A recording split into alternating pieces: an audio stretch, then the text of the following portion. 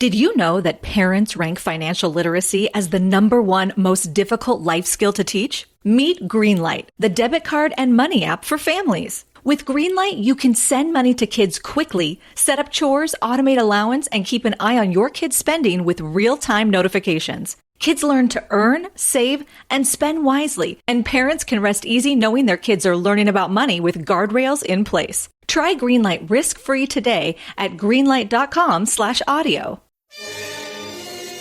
It's the Opperman Report.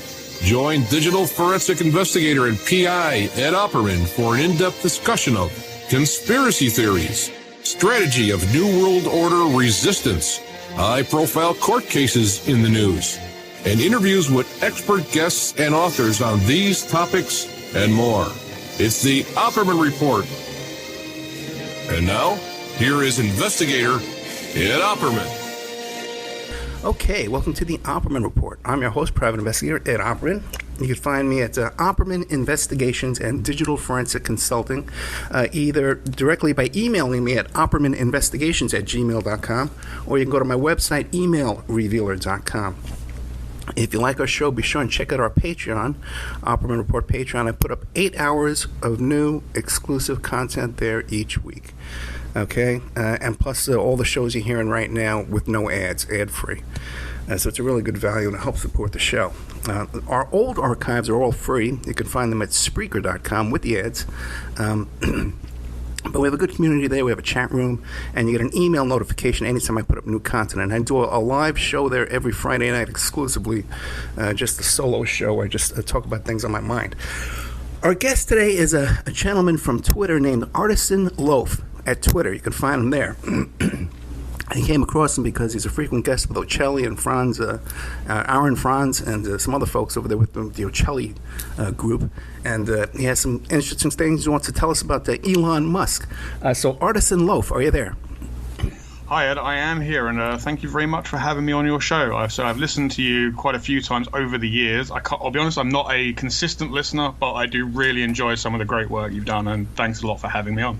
Oh, thank you so much. Tell us about yourself. Who is Artisan Loaf?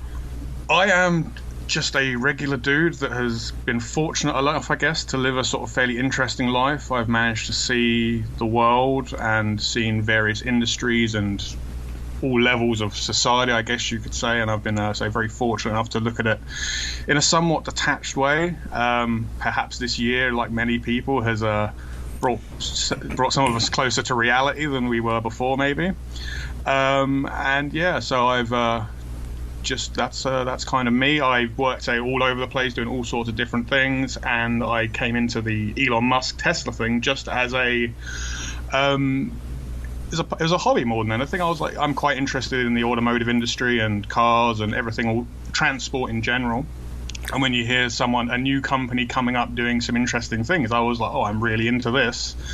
And then it sort of became a hobby to keep track of it. And then it became for a period of time, became a bit of an obsession, a bit of a fascination, because Elon Musk is beyond Tesla as a company. The story really is all about Elon Musk as a character, and that has only seemed to sort of snowball really from when I started reading really deeply on this, 3 or 4 years ago. What is the origin of Elon Musk? Well, it's the official origin story, as it were, was he founded PayPal. Oh, really? Which is not 100% true. He had a company that was called X.com, I think it was his, and they merged with Peter Thiel's company, which then became PayPal.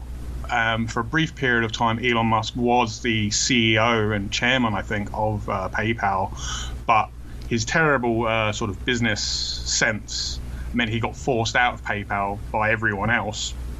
But he still, because he was a partner of the merged companies, he still retained quite a large stake in it. So when PayPal eventually got sold, he cashed out to tens of millions of dollars. But I'm curious, even before PayPal, like what is his childhood? What does his parents do for a living? That's the more interesting sort of background, because as many people may or may not know, he is a South African immigrant. He was born in South Africa. but his family actually came from the US and Canada originally, emigrated to South Africa. This is where the timeline can be arguably seen as quite important, because his family emigrated to South Africa just as apartheid started, and most of them left just as apartheid ended. So you can make of that what you will.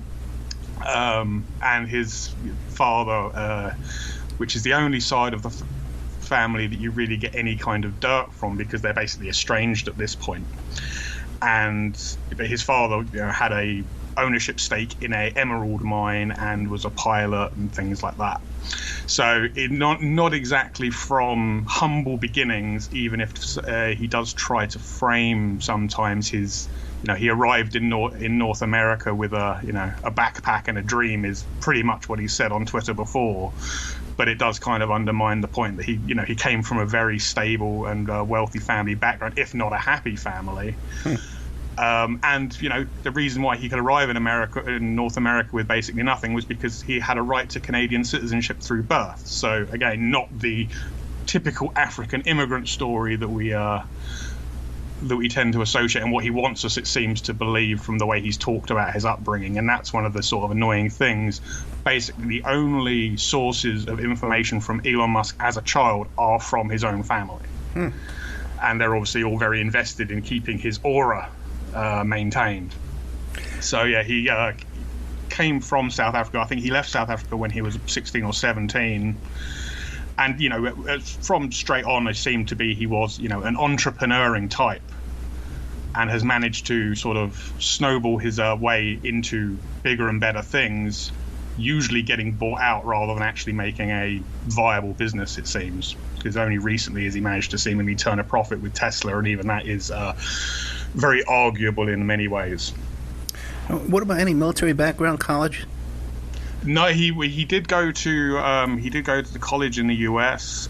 He dropped out. He does have a degree in physics, I think, but he's known for his disdain of the higher education in many ways, because it didn't really work for him. He didn't enjoy it or anything like that. But at the same time, all his companies obviously require people to be fully college educated.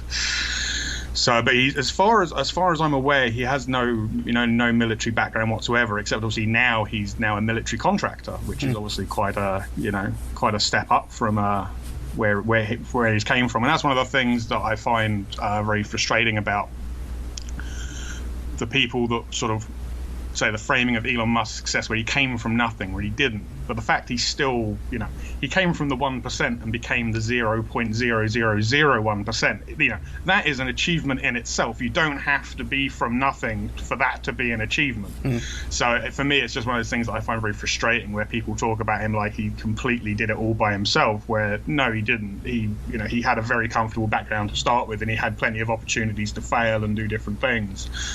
So it's not the most accurate sort of presentation of where he came from. But yeah, he's an interesting character in that it goes further back as well. His I think it was his grandfather was actually the president or CEO of Technocracy Inc. for the United States when it was sort of an emerging thing.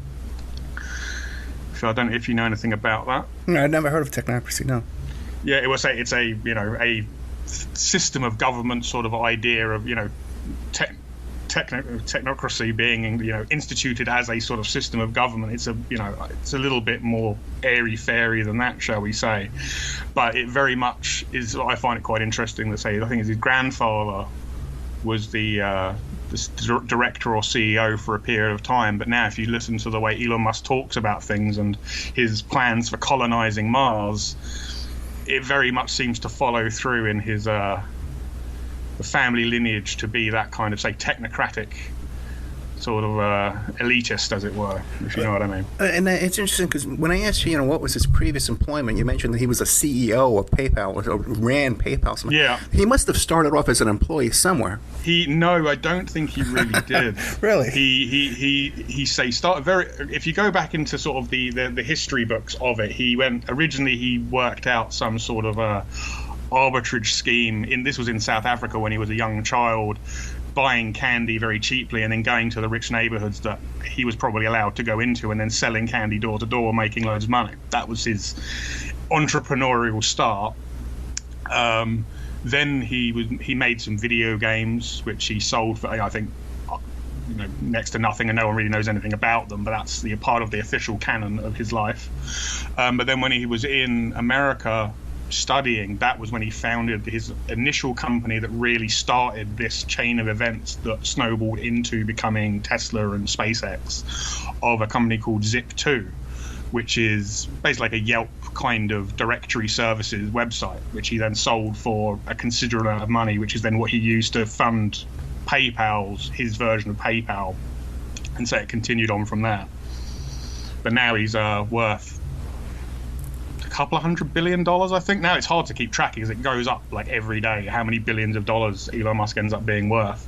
But considering none of the companies, he can't really show any profitable companies that he's actually run, but he's now got Tesla's now worth $600 billion, I think, today. Well, before we get to Tesla, what about SpaceX? That can't be making any money.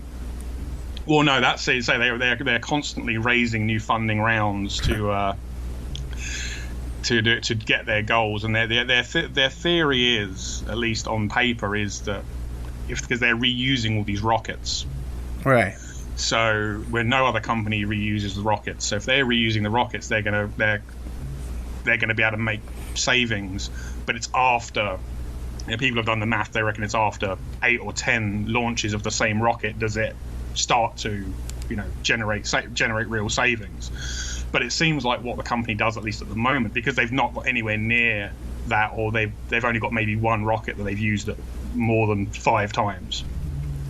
But what they do is they raise money to cover their Mars dreams and whatever other aspirations they have, but then they can use some of that raised capital to subsidize launching rockets for people that cost less than other people. So, which is the same as how basically all of Musk's, the Tesla works as well.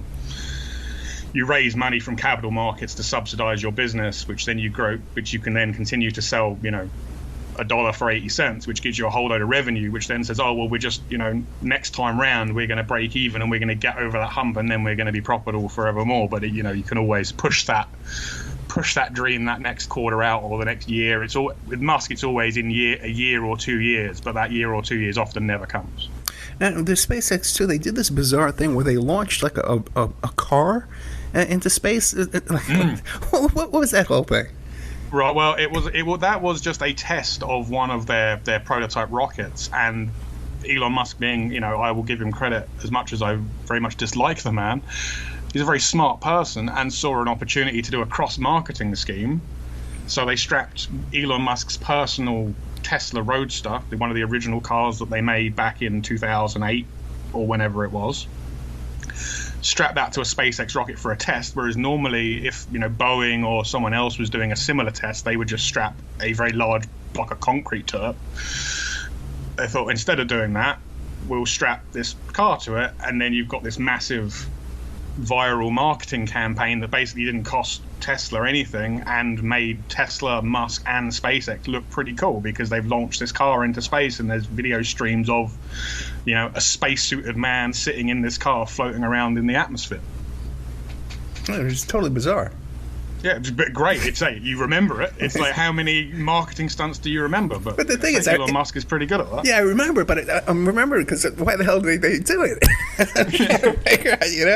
Now, and also too, now with Tesla just got a big contract with the NYPD, New York City Police Department. Just bought a whole bunch of Teslas. You know anything behind that deal?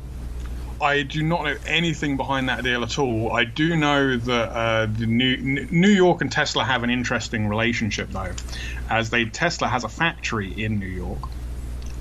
I think it's in Buffalo. My New York geography is not great. But they basically, with the same as they did with their California factory, they got a very good deal to get this factory. They basically got it for next to nothing.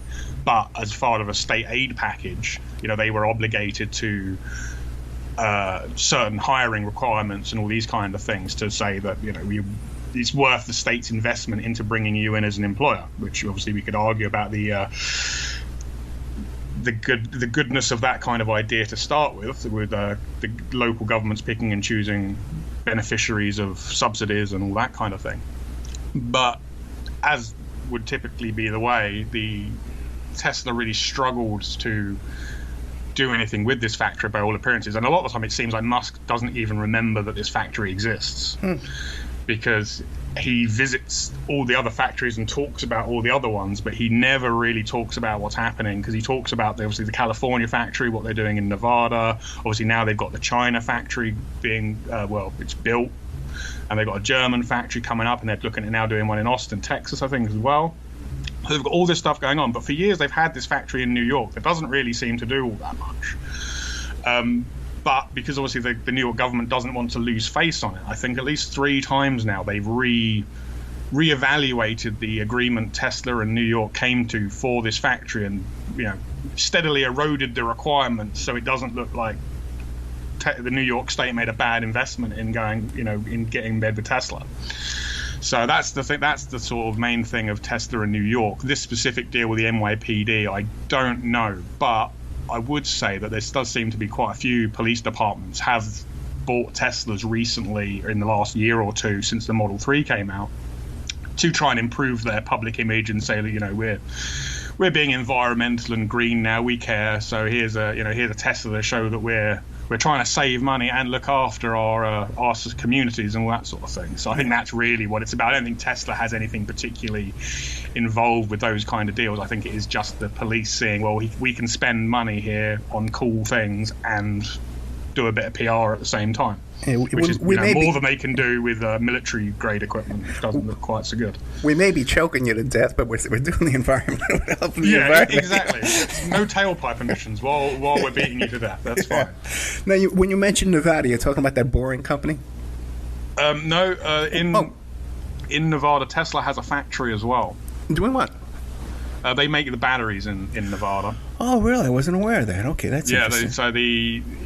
In theory, I say I'm not 100% on all this, because I've taken for the last year, especially with everything going on, I've taken a big step back from Tesla, also because it's such a cultural phenomenon. It's very exhausting. It's like trying to follow Trump's daily goings on. If you try and follow, you can follow as a company, which is very strange. There's stuff going on every day with Tesla that you can spend hours reading about and talking about if you so desired. Realised it wasn't really worth my time to spend quite so much time doing it. So, yeah. Well, I lived in a little bit roll back from that. Lived in Nevada for 20 years. I don't recall any Tesla factory anyone ever talking about it. Obviously, it's only been in the last, I can't remember exactly when it was, but it's been there for a few years, and that's where they make the batteries. So what you have the factory they've got in California, in Fremont. That is where they build the cars. And then in Nevada is where they build the batteries and some components, I think, for the cars. And then in New York is where they're supposed to be building some batteries and the solar roof panels and things like that. Okay.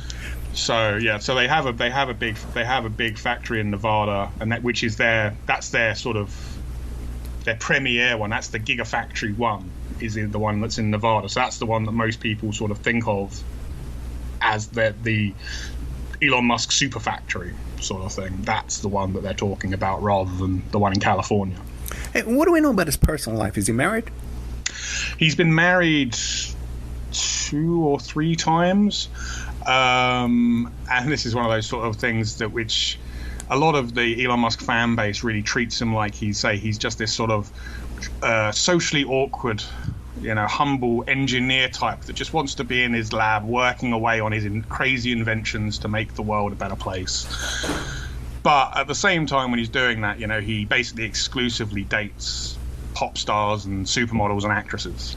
So doesn't really follow through on the sort of image that a lot of people want him to have as this just, say he's just about the science. He's not about status and things like that. He's just wanting to make cool things and do that when that's really not his, so he's very keen to be the center of attention in any given situation, which is not that humble engineer type that you, some people say try and sort of put on him.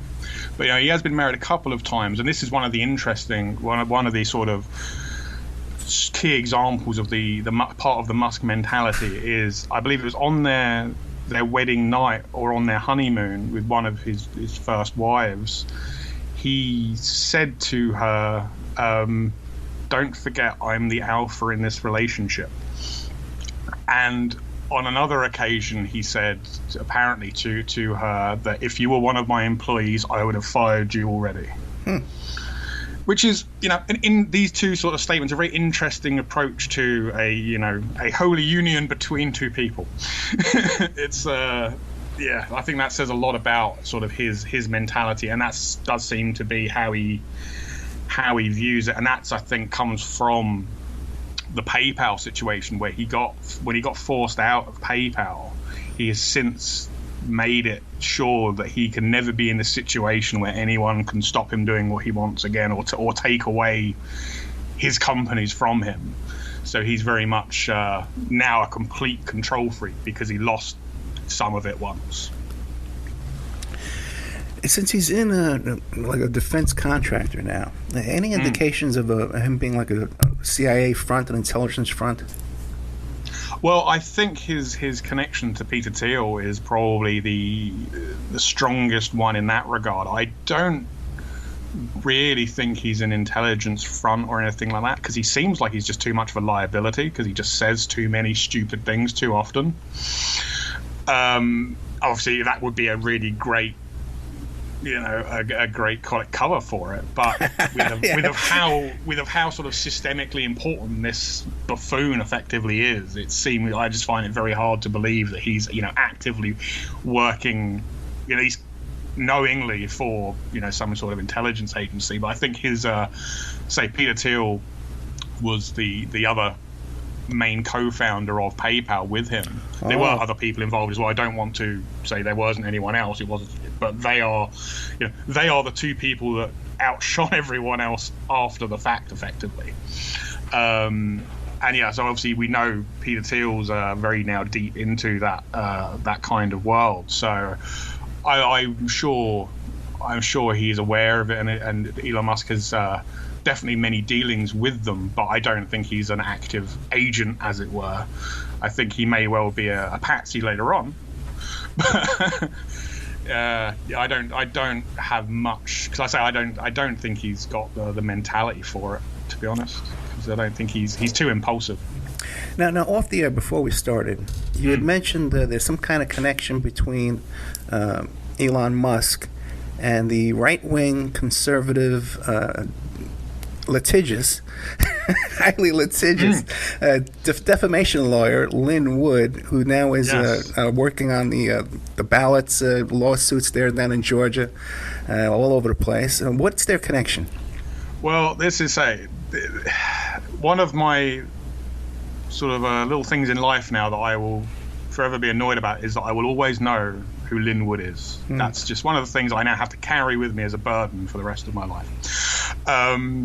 But Lin-Wood was the lawyer for Vern Unsworth, who was the guy Elon Musk called a pedophile on Twitter. And Lin-Wood was the lawyer sent, to represent the defamed party in this case, and completely ruined the whole thing. I know people that provided evidence and organized things to try and help them make this case. It was, a serious defamation case. He effectively ruined the guy's life. Well, why don't we describe that first? The whole the cave, the kids that were stranded in a cave, and there was like a battle back and forth between how to rescue these kids. So tell that story first. Doesn't it feel like so long ago? Yeah, it does. Yeah. So there was these kids trapped in this cave in Thailand. I can't remember exactly why they were there. I think they were on a school trip or something to these caves, and they got trapped. And in the process of international effort to try and rescue these poor kids, Elon Musk got involved with some wild ideas of how to save them, and ended up taking up a load of, because all of a sudden the world's most interesting billionaire has stepped into the fray and he's coming up with all these, sci-fi ideas of how they could save these kids, whereas other people are actually working on saving the kids rather than finding, trying to be clever about it. And after they managed to rescue the kids and all that without Elon Musk's help. And then at the end of it, one of the UK news networks interviewed one of the people involved in the rescue. One of the people, I think, he actually found where the kids were to start with. He wasn't a diver actually rescuing the kids physically, but he was the one that knew the caves well enough and worked out where the kids were so they could rescue them. An important person in the story. And he was interviewed by the UK media, and they asked him what he thought of Elon Musk. And Vern Unsworth said basically that it was all, he was just trying to get publicity for himself, and he can Elon Musk can put his submarine where it hurts. Because, so he really wasn't a fan. And that was it. It was, a 5-second clip of, it was all I think it was a big publicity stunt. He can shove his submarine. And Elon Musk obviously found out about this and then just went on a Twitter tirade, basically making a lot of sort of inferences and things that because Mr. Unsworth was living in Thailand, that he is, a child rapist, pedophile, all that kind of thing, and kept doubling down on it. He doubled down on this sort of accusation, very, very, very thinly veiled accusation, 3 or 4 times, and even then said, "Sue or it's true." And much time passes. The guy then Unsworth does actually sue, and Lin-Wood happened to be the lawyer representing Lin-Wood, Vern Unsworth, which thought was going to be people watching the case thought, well, this is good because Lin Unsworth at this point had a very good reputation. And when we actually went to trial, and he didn't even really seem to understand how Twitter works, which wasn't very helpful, and I think that someone had to explain to, the judge and to Lin-Wood about how Twitter actually works to try and get this, get through the evidence and all this stuff in the case. And he made a complete, mess up of it and didn't present a good case. Or the way that it was presented and the amount of damages they were asking for meant it was ludicrous. It was a ridiculous situation. And at the end of it, Musk got cleared.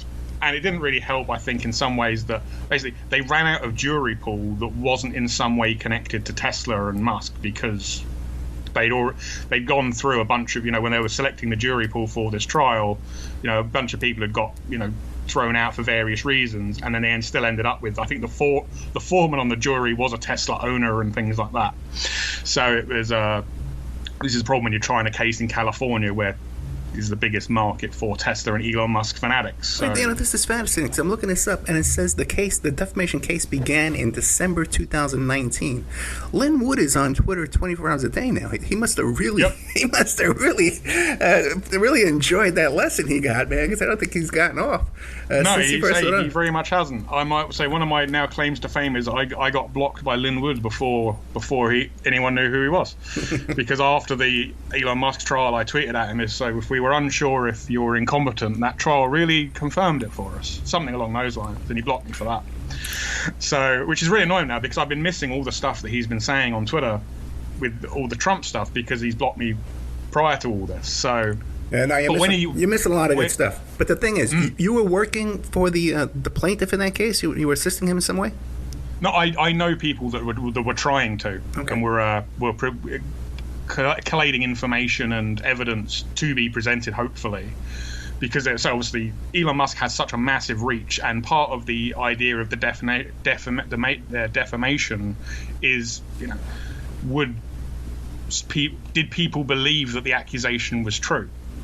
So some people got together and found various blogs and people writing on Twitter and Facebook of people taking Musk's statements and then going, look, Musk is saying this, and he's a very smart, intelligent man, so he must, the amount of people that said, well, he must know something because he wouldn't have said it otherwise, and look at all the resources he's got, so there must be something to these accusations and things like that. So people work to present a lot of information parceled it up for Lin-Wood, and he apparently didn't take any of it, and just say, if you go back to the reporting of the case, you can just see of what a complete shambles it was. But the key point is to this: at the end of it, Lin-Wood took to Twitter and basically did a what it's called a reflections from the lake, where he basically said, really enjoyed that, it was a lot of fun, Musk was right, he was a good person. He basically just said, oh, the trial was an interesting thought exercise, I'm glad the result was what it was, after he just lost and Musk got away with calling someone a child molester. It's like, well, and that was then the descent into, after that was then basically straight away then Lin-Wood went into the trajectory he's on now. So his reflections from the lake were very weird. It was not the sort of concession that you would expect. It was so deferential and basically groveling to Musk. It felt like to me, and I think to a lot of people that were following it quite closely at the time, that there was some kind of blackmail involved. This is fascinating because I'm reading the Wikipedia page, and there's a quote in here. I'm not going to read it on the air because it's so. This accusation he made against this diver is so harmful that I'm really surprised that he did lose this case. It's the most. If a defamation case exists that is possible to win, in my mind, that was it. It's so blatant. It's so there. It's an open and shut case. I'm not a lawyer, but.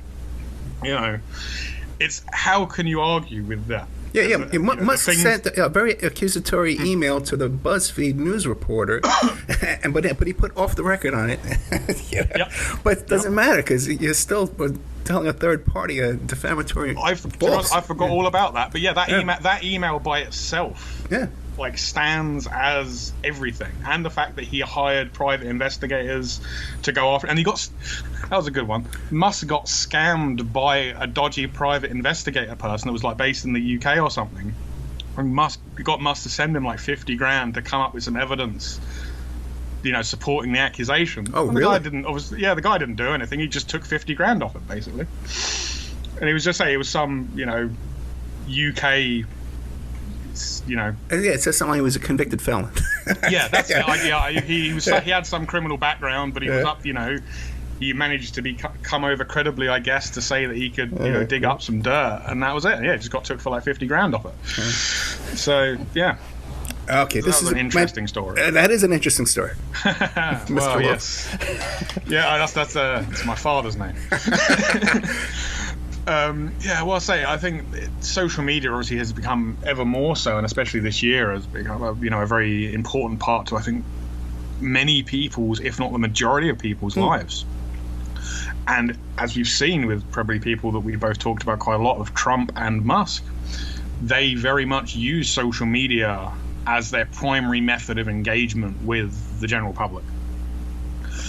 And having that direct line is amazing. I don't know how much you use Twitter or not, but Twitter as a platform just in itself, the fact that you can reach out to pretty much anyone that you want to, and if you've got something vaguely valuable or worth listening to say to them, they're going to see it and probably respond or give you some kind of feedback of what you said. And it's just amazing to have that connection there, that you can, if you do have an idea or something really important that you want to share with a politician or a journalist or or a scientist at this point, if we're talking about a pandemic, you can reach out to these people now more easily than you've ever been able to do, which I think is an amazing thing.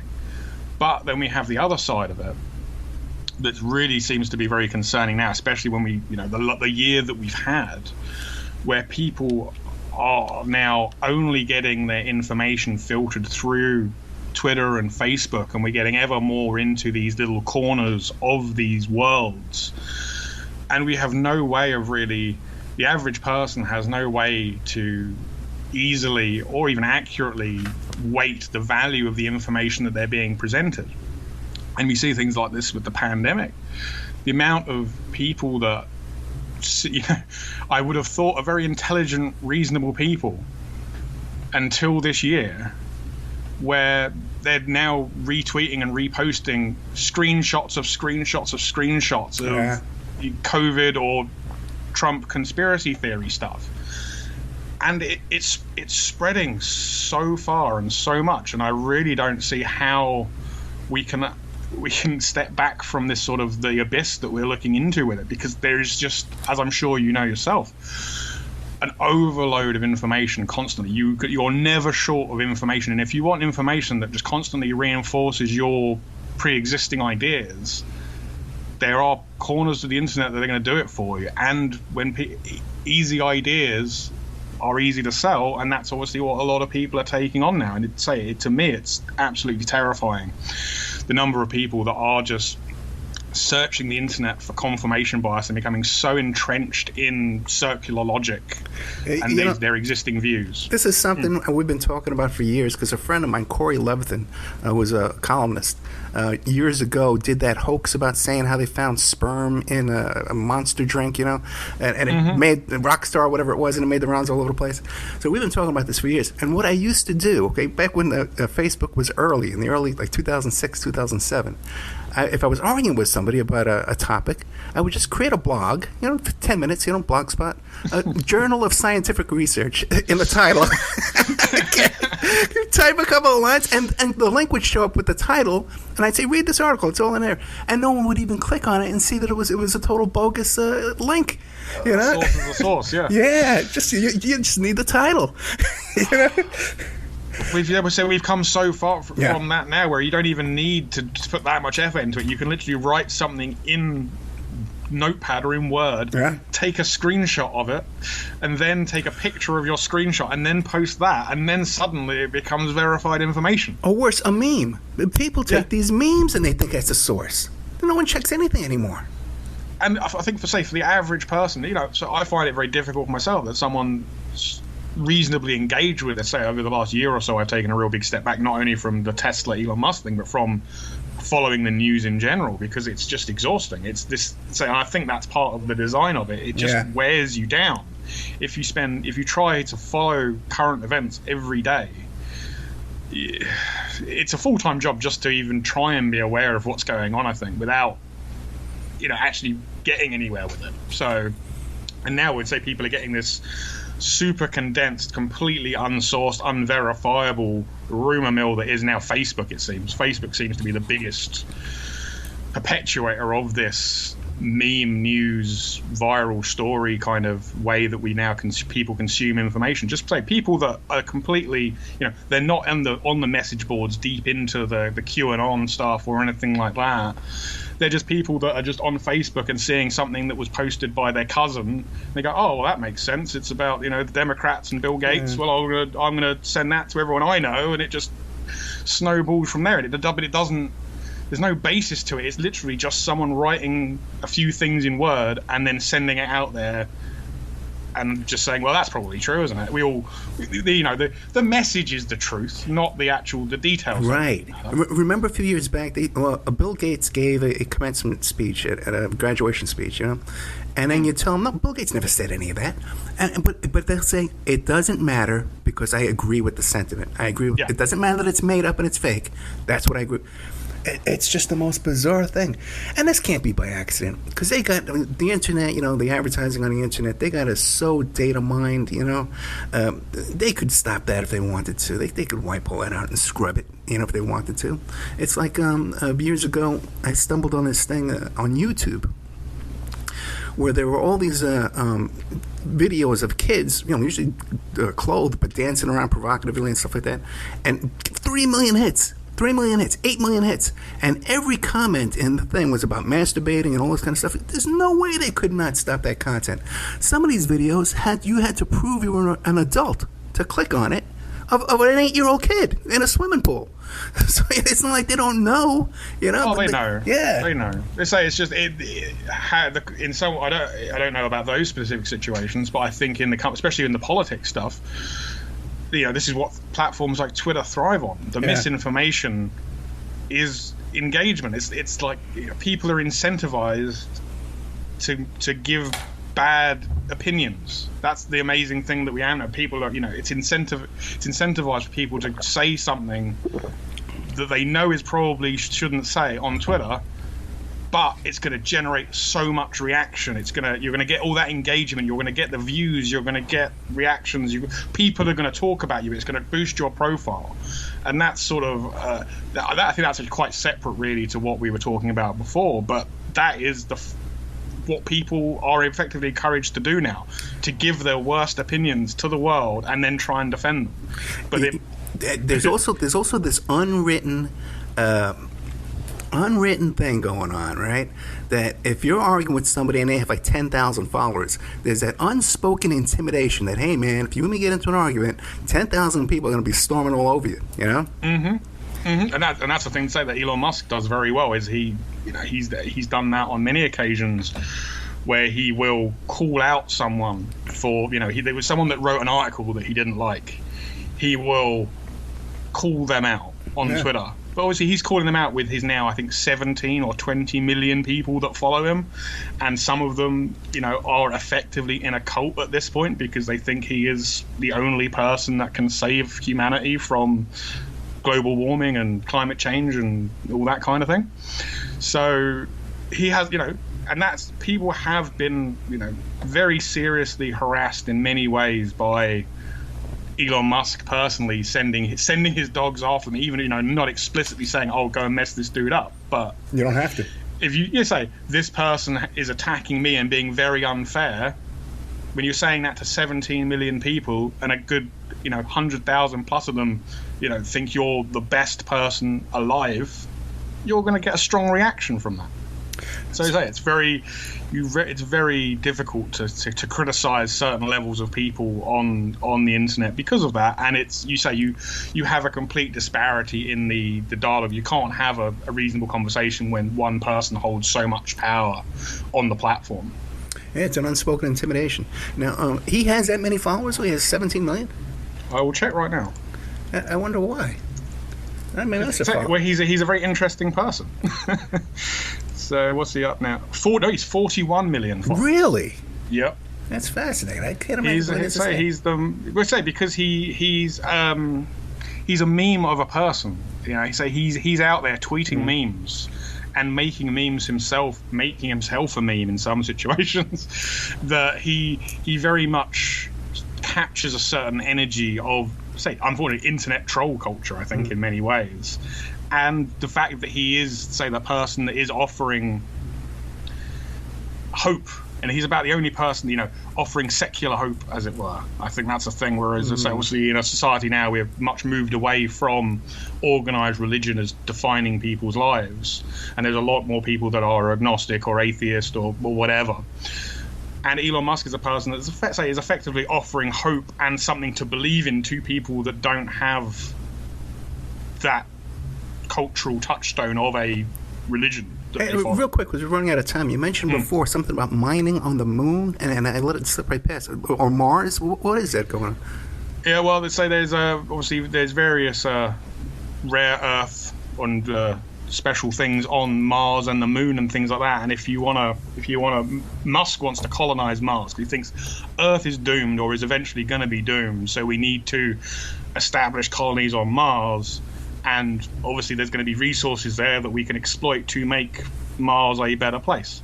So that's the stretch goal, as you could put it, I guess, for Musk's plans, is that we're actually all going to live on Mars in the end. I never understood that, because if we have to build a dome on Mars in order to breathe, why can't we just build that dome down here? That's the way I look at it as well. Yeah. It's like, well, if we can go to the effort of making Mars habitable, surely we can just make this place livable. The whole thing is crazy. So listen, we're down to the last 2 minutes. What do you want to leave us with, and how can people get a hold of you if they want to talk to you? If they want to talk to me, say I'm on Twitter at Artisan Loaf. I say I don't have anything to sell or promote, and I generally try and keep it that way, because I find it a bit awkward to be like, buy my book or do this or subscribe to my Patreon or whatever. I would just say, if you want to talk to me, follow me on Twitter. That's the only place you will really find me. I'm not on any other platforms. Otherwise, that's about it. Just support Ed, support the show, and yeah, that's it. Don't worry about me. Support Ed instead. Yeah, I'll second that one. Go to my Patreon. And you can also go to silkcityhotsauce.com. And if you put in promo code ED, you get a free bottle of hot sauce and you get 15% off your order. That sounds perfect for me. I'm going to do that right now. Oh, okay, great. Thank you so much. Mr. Loaf, thank you so much. Keep in touch. Thank you, mate. Good night.